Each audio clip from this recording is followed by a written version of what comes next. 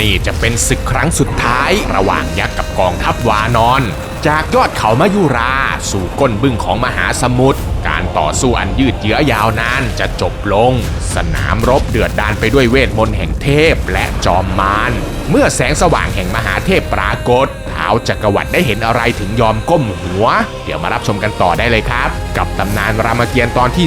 30ศึกสุดท้ายบนแผ่นดินลงกาครับ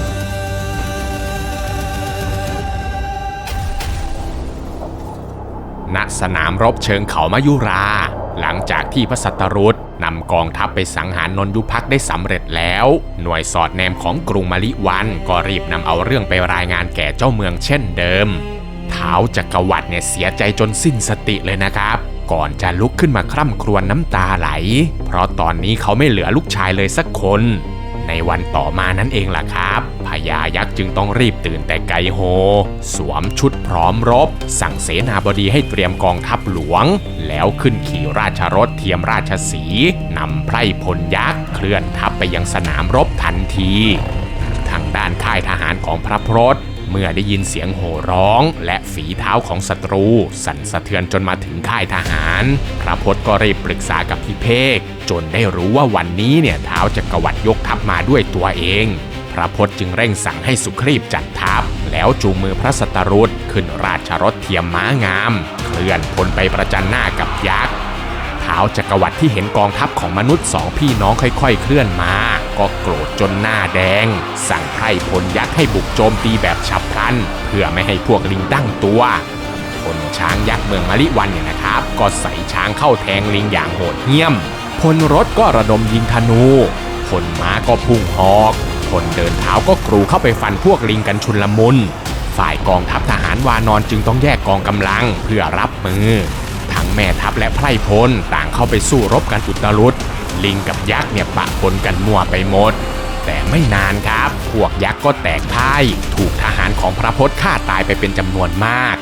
เมื่อท้าวจักรวรรดิเห็นว่าพวกพ้องของตนเองกำลังพ่ายแพ้ก็หัวร้อนมากกระทืบเท้าสั่งให้สารถีขับรถบุกเข้าไปแล้วใช้8มือของเขากวัดแกว่งอาวุธไล่ฆ่าฟันพวกลิงจนตายเกลื่อนเมื่อพระพจน์เห็นแบบนั้นก็สั่งให้สารถีขับราชรถเข้าไปปะทะรถของทั้งสองเนี่ยนะครับกระทบกันเสียงดังเปรี้ยงปร้างจังหวะนั้นแหละครับท้าวจักรวรรดิก็ชักเอาศรขึ้นมาน้าวสายแล้วแผลงออกไปถูกเกราะเพชรของพระพจน์ที่สวมใส่ทำให้พระพจน์รอดตายแต่ศรนั้นเองล่ะครับมันได้สะท้อนไปไล่ฆ่าพวกทหารวานอนจนล้มตายไปมากมายแทนพระพจน์จึงรีบช่วยเหลือโดยการชักศรอัคนิวาสขึ้นมาแผลงออกไปเกิดเสียงดังราวกับเสียงฟ้าผ่าแล้วศรนั้นแหละครับมันก็แตกกระจายเหนือท้องฟ้าตกลงมาปักเต็มร่างของท้าวจักรวรรดิพญายักษ์เนี่ยเจ็บปวดปางตายเลยนะทุกคนรีบร่ายเวทมนต์เอาลูกศรออกจากร่างและก็รักษาบาดแผลให้หายสนิทได้ในชั่วพริบตาท้าวจักรวรรดิจับเอาจักรแก้วออกมาขว้างออกไปกลายเป็นจักรไฟนับพันหมุนล้อมรอบราชรถของศัตรูเอาไว้แต่พระพจน์ก็ไม่ตื่นกลัวยิงศรพลายว่านไปทำลายจักรทั้งหมดจนสิ้นก่อนที่ศรนั้นจะพุ่งไปใส่ท้าวจักรวรรดิจนตกจากราชรถพญายักษ์ก็รีบร่ายเวทมนต์เพื่อรักษาบาดแผลอีกครั้งแล้วรีบลุกขึ้นมาเพื่อสู้ต่อแต่ทว่าตอนนั้นเนี่ยพระอาทิตย์ก็กำลังจะรับขอบฟ้าพอดีทั้งสองฝ่ายจึงต้องสั่งเลิกทัพแล้วรีบกลับเข้าที่พักของตนเองไปในคืนนั้นนะครับท้าวจักรวรรดิก็ถึงกับนอนไม่หลับเอามือก่ายหน้าผากครุ่นคิดอยู่ทั้งคืนว่าจะต้องทำยังไงถึงจะเอาชนะมนุษย์สองพี่น้องและไพร่พลของมันได้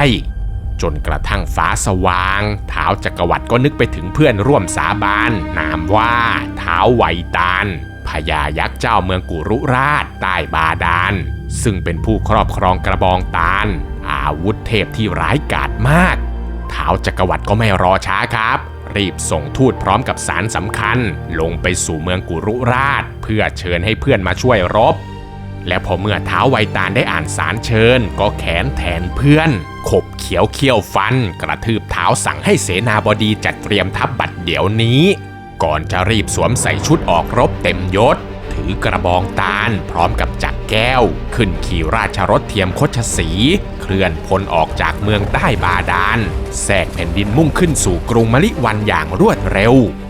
และทันทีที่เมื่อท้าวจักรวรรดิได้เห็นเพื่อนรักก็ดีใจมากรีบพาท้าวไวตาลเข้าไปในวังเพื่อทำการต้อนรับและก็ให้ที่พักผ่อนเป็นอย่างดีกระทั่งรุ่งสางของวันต่อมาท้าวไวตาลก็เคลื่อนทัพออกไปพร้อมกับเสียงของกลองและก็เสียงโห่ร้องที่ดังกึกก้องฝ่ายพระพรตเมื่อได้ยินเสียงเนี่ยก็รีบสั่งให้สุครีพจัดทัพเพื่อออกไปรบในสนามรบเนี่ยแหละครับเมื่อท้าวไวตาลได้เห็นมนุษย์อันต่ำต้อยกับกองทัพวานอนยกทัพมาเขาก็จัดการร้องตะโกนด่าทอไปอย่างรุนแรงแต่พระพรตก็ไม่สะเทือนตอบโต้กลับมาอย่างเจ็บแสบเช่นเดียวกันทำให้ท้าวไวตาลเนี่ยโกรธมากสั่งทัพหน้าเข้าโจมตีโดยให้แม่ทัพยักษ์2 ตนแกว่งกระบองเข้าไปไล่ตีวานอนจนล้มตายเกลื่อนพื้นนิลพัทและอสุรพัทจึงกระโดดเข้ามานัวเนียกับแม่ทัพยักษ์ต่อสู้กันพลวันจนในที่สุดนิลพัทกับอสุรพัทก็ฆ่าแม่ทัพยักษ์ได้สำเร็จเท่านั้นยังไม่พอนะครับทั้งสองยังได้ตัดหัวแม่ทัพยักษ์โยนไปที่หน้ารถของท้าวไวตาลเพื่อทำการเยาะเย้ยด้วยก่อนจะพากันกระโดดเข้าใส่จับงอนราชรถแล้วยกมันฟาดลงกับพื้นจนราชรถของท้าวไวตาลพังยับเยินท้าวไวตาลที่ตกลงสู่พื้นก็รีบลุกขึ้นมาคว้าเอากระบองตาลไปไล่ตีวานอนกลับทันทีพระสัตรุษจึงแผลงศรพรหมมาศพุ่งไปปักอกท้าวไวตาลอย่างจังแต่ศรนั้นกลับไม่ระคายผิวของพญายักษ์เลยนะครับเขาสามารถที่จะร่ายคาถาเอาศรออกจากอกได้อย่างง่ายดายแล้วก็บุกเข้ามาต่อสู้ด้วยการขว้างจักรแก้วสวนกลับไปสร้างความเสียหายให้กับไพร่พลลิงอย่างหนักหน่วงพร้อมทั้งบันดาลให้ท้องฟ้ามืดมิดไปทั่วทั้งสนามรบพระพจน์เนี่ยตกใจมากเลยนะครับรีบแผลงศรจันทวาทิตไปทำลายจักรแก้วเพื่อคืนแสงสว่างให้กับพวกทหารอีกครั้งและศรวิเศษนั้นมันก็ยังพุ่งต่อไปชนอกของท้าวไวตาลจนเขากระเด็นกระดอนออกไปไกลลิบแต่พญายักษ์ตนนี้ก็ยังไม่เป็นอะไรเลยสามารถลุกขึ้นมากวาดแกว่งกระบองไล่ตีวานอนได้อย่างสบายนิลพัทจึงกระโดดเข้าไปถีบพญายักษ์แล้วก็จับเขาทุ่มลงพื้นแต่ทว่าท้าวไวตาลเนี่ยก็ยังชิวๆซึ่งถึงแม้ว่าพวกลิงจะไม่สามารถทำอะไรท้าวไวตาลได้แต่ตอนนี้พญายักษ์ก็เริ่มเหนื่อยและท้อแท้อยู่ไม่น้อยคิดอยู่ในใจว่าทำไมคนและก็ลิงพวกนี้มันถึงเก่งได้ขนาดนี้ดูไม่เหมือนกับพวกลิงทั่วไปเลยจนสุดท้ายนะครับท้าวไวตาลก็ตัดสินใจถอยทัพกลับเข้ากรุงมลิวันไปก่อนเพื่อเซฟกำลังพลพญายักษ์เนี่ยรีบไปรายงานผลการต่อสู้ให้กับท้าวจักรวรรดิเพื่อนซีของตนตามความเป็นจริงว่าถ้าหากสู้กันแบบนี้เนี่ยเขาไม่ไหวแน่ก็เลยอยากจะขอลากลับเมืองบาดาลไปสัก3 วันเพื่อไปทำพิธีชุบกระบองตาลให้มีพลังสูงสุดท้าวจักรวรรดิเนี่ยก็ยินดีเป็นอย่างยิ่งพร้อมกับสัญญาว่าระหว่างนี้จะส่งกองกำลังไปขัดตาทัพต้านข้าศึกเอาไว้รอเพื่อนกลับมาจัดการกับพวกมันท้าวไวตาลก็ยิ้มรับแล้วก็รีบนำทัพของตัวเองกลับลงสู่เมืองกุรุราชไปตั้งโรงพิธีหน้าพระลานทันทีจากนั้นก็นุ่งขาวห่มขาวขมวดมวยผมสวมประคำเอากระบองตาลของเขาปักลงดินแล้วขึ้นไปนั่งสมาธิบนปลายกระบองเพื่อร่ายเวทบูชาพระอิศวรซึ่งระหว่างนี้นะครับท้าวจักรวรรดิก็ได้ส่งให้เหล่าขุนนางยักษ์ยกกองกำลังออกไปขัดตาทัพเอาไว้แต่เพียงแค่ไม่นานครับพระพจน์ก็ได้รู้แผนการของท้าวจักรวรรดิกับท้าวไวตาลจากพิเภกซึ่งเขาไม่อาจจะยอมให้พวกยักษ์ทำพิธีจนสำเร็จได้พระพจน์จึงมอบหมายให้องคตยกทัพลิงไปจัดการกับกองกำลังขัดตาทัพและก็ให้นิลพัทกับอสุรพัทลงไปที่เมืองกุรุราชแล้วไปทำลายพิธีชุบกระบองตาลซะเหล่าทหารเอกวานอนก็น้อมรับคำสั่งแยกย้ายกันไปทำหน้าที่ของตนองคตลูกของพญาพาลีก็ทำหน้าที่ยกกองทัพลิงไปทลายกองขัดตาทัพซึ่งก็ทำหน้าที่ของตนได้เป็นอย่างดีเลยนะครับสามารถตัดหัวแม่ทัพยักษ์มาถวายให้แก่พระพจน์ได้อย่างรวดเร็วส่วนนิลพัทและอสุรพัทก็แทรกแผ่นดินลงสู่เมืองกุรุราชใต้บาดาลพอไปถึงที่หมายก็จัดการร่ายเวทมนต์กำบังกายล่องหนเดินผ่านทหารยักษ์จนไปถึงหน้าลานพิธีที่นั่นเองล่ะครับพวกเขาก็ได้เห็นท้าวไวตาลกำลังนั่งหลับตาทำสมาธิอยู่บนปลายกระบองตาลนิลพัทก็เลยจัดการวางแผนกับอสุรพัทว่าถ้าหากพวกเขาจะฆ่ายักษ์ตนนี้ที่ใต้บาดาลเลยก็คงได้แต่เกียรติยศครั้งนี้ก็คงจะไม่มีใครรับรู้ทั้งสองจึงตั้งใจว่าจะทำลายพิธีให้เสียฤทธิ์ซะก่อนแล้วก็จะล่อเจ้ายักษ์ขึ้นไปฆ่าบนพื้นโลกแทน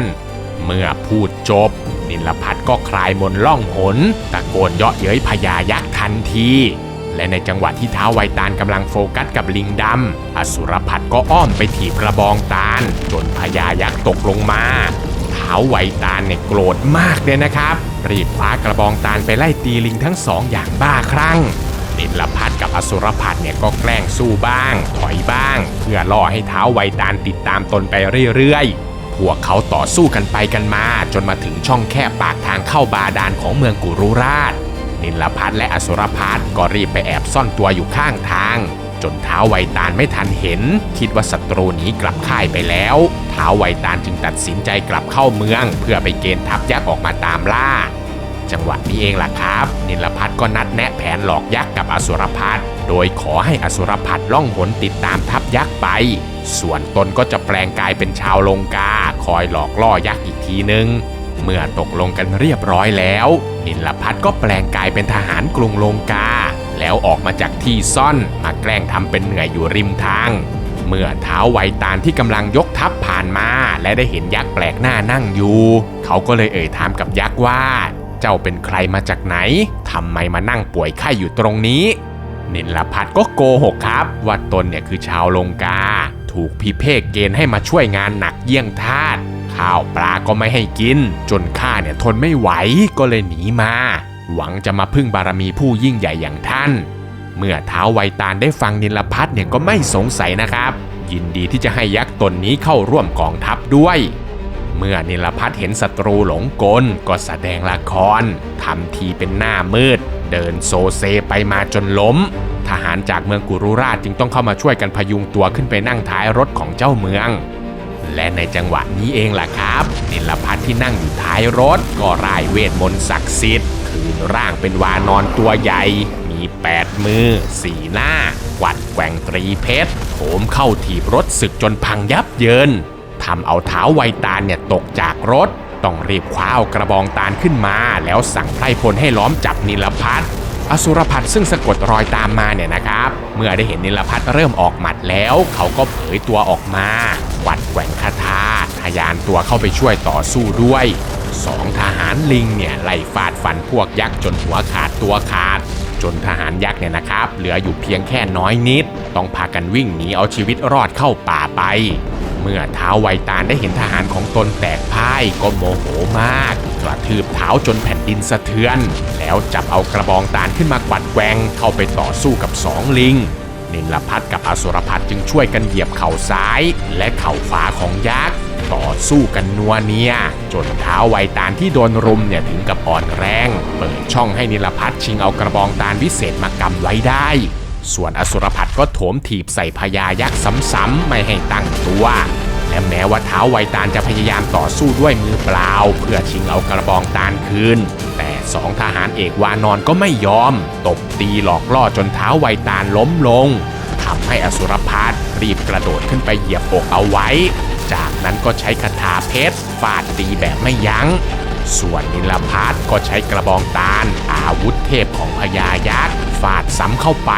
จนท้าวไวตาลสิ้นฤทธิ์แล้วนิลภัทรจึงแทงด้วยตรีเพชรจนท้าวไวตาลสิ้นชีวิตไปไม่นานครับการตายของท้าวไวตาลก็ล่วงรู้ไปถึงท้าวจักรวรรดิท้าวจักรวรรดิเนี่ยเสียใจมากเลยนะครับที่เพื่อนรักต้องมาตายไปอีกคนเขารีบวิ่งเข้าไปในปราสาทเพื่อไปนอนทำใจเนื่องจากว่าพรุ่งนี้เขาจะต้องออกไปรบด้วยตนเองอีกแล้วซึ่งในตอนนั้นนะครับนางวัชนีศูนย์ผู้เป็นภรรยาและนางรัตนมาลีลูกสาวเพียงคนเดียวก็พยายามเข้ามาช่วยปลอบใจท้าวจักรวรรดิฝ่ายพญายักษ์ที่ได้เห็นลูกกับเมียก็ยิ่งอาลัยหนักกว่าเดิมน้ำตาคลอสั่งเสียเมียกับลูกว่าให้อยู่กันดีๆเพราะพรุ่งนี้ตนอาจจะไม่รอดกลับมานางวัชนีศูนย์และนางรัตนมาลีเนี่ยนะครับก็ได้แต่กอดเท้าพญายักษ์ร่ำให้ไม่อยากให้สามีและพ่อออกไปรบแต่ท้าวจักรวรรดิก็ไม่อาจจะหันหลังกลับได้แล้ว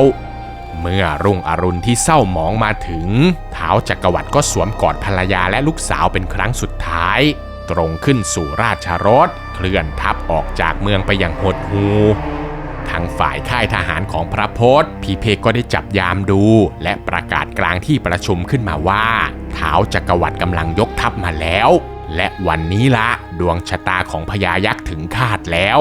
พระพจน์ที่ได้ฟังคำทำนายเนี่ยก็ดีใจมากรีบบัญชาให้สุครีพจัดเตรียมกองทัพประกอบไปด้วยไพร่พลจากทั้ง3เมืองอันได้แก่อโยธยาขีดขินและก็ยักษ์จากกรุงลงกาปิดท้ายเคลื่อนพลมุ่งสู่สนามรบเมื่อมาถึงเหล่าทหารยักษ์จากกรุงมะลิวันก็เข้ามาต่อสู้ด้วยความหวาดกลัวเพราะพวกเขารู้ดีว่าเจ้าเมืองตัวเองเนี่ยแพ้แน่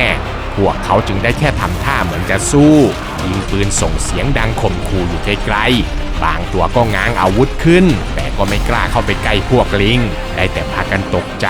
ทิ้งอาวุธแล้ววิ่งหนีกันไปแทน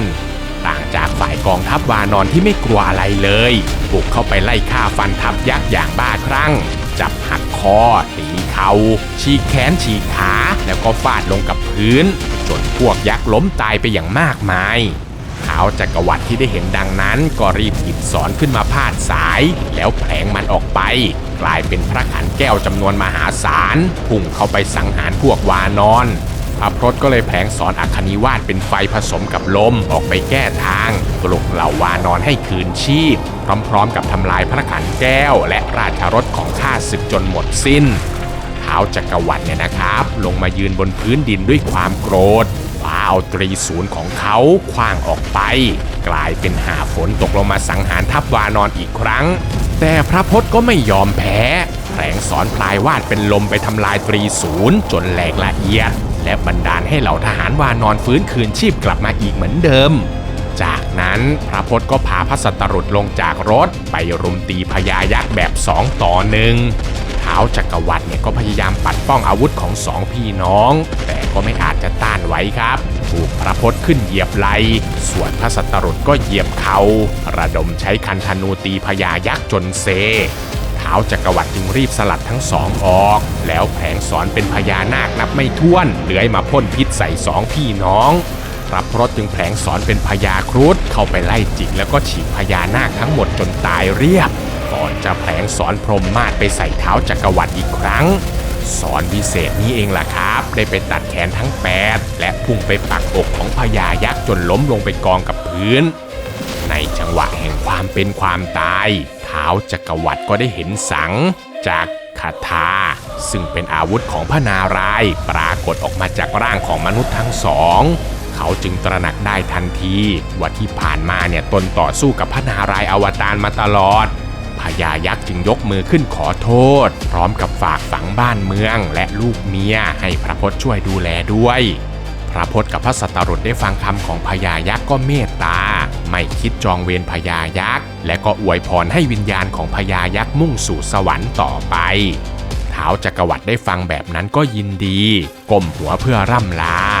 ไม่นานครับพิษของศรก็แพร่กระจายไปทั่วร่างส่งท้าวจักรวรรดิให้จากโลกนี้ไปในที่สุดครับเมื่อเสร็จสิ้นสงครามแล้วนะครับพี่เพก็ให้หน่วยสอดแนมของเมืองมะลิวันนำข่าวกลับไปแจ้งแก่นางวัชนีศูนย์และนางรัตนมาลีทันที2 แม่ลูกเนี่ยตกใจมากร้องไห้เสียใจจนเหล่าข้าทาสบริวารต้องช่วยกันมาปลอบใจแล้วเชิญทั้ง2 นางให้ออกไปรับศพท้าวจักรวรรดิกลับมาทำพิธีอย่างยิ่งใหญ่ต่อไปภายหลังจากที่ความโศกเศร้าจางลงนางวัชนีศูนย์ก็ปรึกษากับเหล่าเสนาว่าจะทำยังไงต่อกับกรุงมะลิวันดีเพราะตอนนี้ไม่มีกษัตริย์ขึ้นครองราชย์ต่อเหล่าเสนาจึงปรึกษาหารือกันจนได้ข้อสรุปว่าจะต้องเชิญให้พระพรตซึ่งเป็นผู้สังหารท้าวจักรวรรดิมาครองเมืองแทนนางวัชนีศูนย์ก็เห็นด้วยรีบส่งทูตไปเชิญให้พระพรตพร้อมกับคณะให้เข้าเมืองทันทีเมื่อพระพจน์ได้ฟังความเดือดร้อนของชาวเมืองมะลิวันก็ตอบรับคำวิงวอนยินดีเข้าเมืองเพื่อไปเจริญสัมพันธไมตรีแต่ยังไงก็ตามนะครับเป้าหมายของการมาปราบยักษ์ครั้งนี้เขาไม่ได้ต้องการที่จะยึดบ้านเมืองยักษ์พระพจน์ก็เลยขอให้นางวัชนีศูนย์ลูกสาวและก็เหล่าเสนาช่วยกันดูแลบ้านเมืองไปพลางก่อนหากเขากลับถึงอโยธยาเมื่อไรจึงจะให้พระรามจัดแจงแต่งตั้งกษัตริย์มาขึ้นครองราชย์ในภายหลังว่าแล้วพระพจน์ก็สั่งเตรียมขบวนกลับอโยธยาแต่ทว่าพิเภกเนี่ยนะครับดันยกมือคัดค้านเอาไว้โดยให้เหตุผลว่าอยากจะให้เลื่อนการเดินทางกลับออกไปก่อน เนื่องจากฤดูนี้เป็นฤดูฝนการเดินทางจะลำบากมากเพราะน้ำหลากควรจะรอจนกว่าจะถึงฤดูหนาวแล้วค่อยออกเดินทางแต่พระพจน์เนี่ยรอไม่ได้หากรอจนถึงฤดูหนาวพระรามก็จะติเตียนได้ว่าพวกเราเนี่ยมัวแต่ทะเลทลายและถึงแม้จะลำบากต้องลุยน้ำกันบ้างมันก็จำเป็นจะต้องไปด้วยเหตุนี้เองล่ะครับรุ่งเช้าพระพจน์พระสัตตรุษพร้อมกับเหล่าไพร่พลทั้งหมดจึงต้องพากันตั้งขบวนเดินทางออกจากกรุงมะลิวันมุ่งหน้าสู่กรุงอโยธยากันต่อไปครับ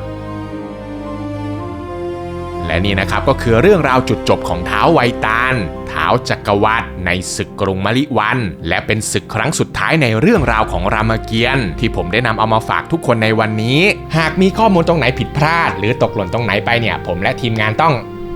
กราบขออภัยทุกคนด้วยนะครับถ้าเพื่อนๆชอบคลิปแบบนี้ก็อย่าลืมกดไลค์กดติดตามแล้วก็แชร์คลิปนี้ออกไปเพื่อเป็นกำลังใจให้กับผมและทีมงานด้วยนะครับหรือเพื่อนๆคนไหนอยากจะสนับสนุนพวกเรามากกว่านี้ก็สามารถสมัครเข้ามาเป็นสมาชิกแบบรายเดือนหรือจะส่งเป็นซุปเปอร์แตงเข้ามาเป็นกำลังใจให้กับพวกเราก็ได้ครับคลิปหน้าอยากจะฟังเรื่องราวเกี่ยวกับอะไรก็คอมเมนต์เอาไว้ได้เลยนะครับผมอ่านทุกคอมเมนต์แน่นอนครับสำหรับคลิปนี้ก็มีเพียงเท่านี้เนาะแล้วเจอกันใหม่คลิปวิดีโอหน้าครับผมสวัสดีครับบ๊ายบาย